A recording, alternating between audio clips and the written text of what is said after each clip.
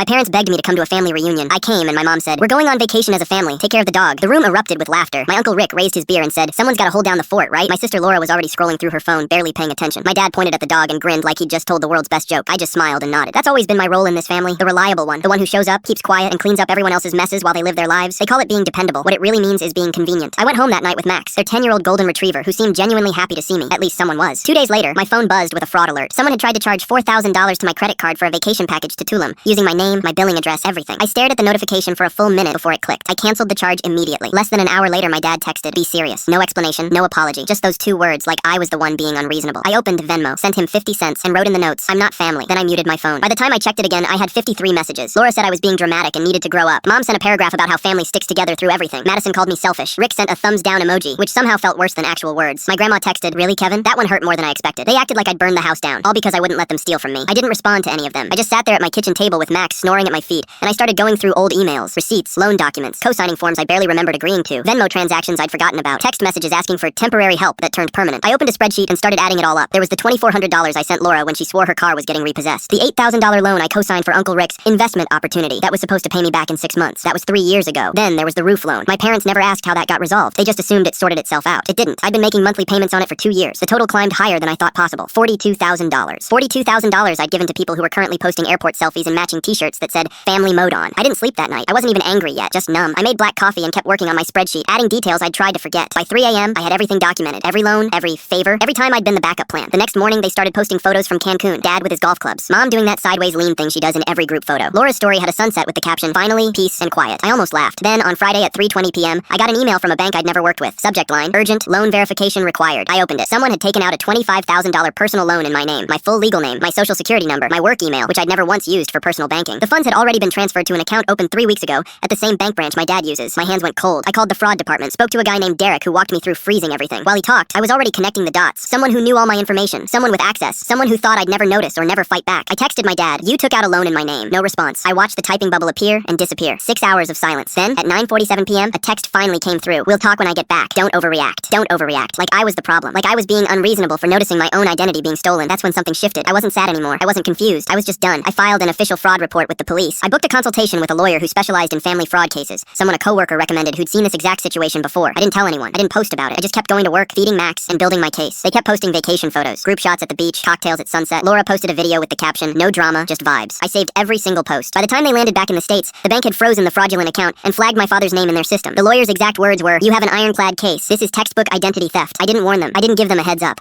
I just kept feeding Max and waited, because this time they were going to learn what family actually costs, and I wasn't going to be the one paying for it anymore.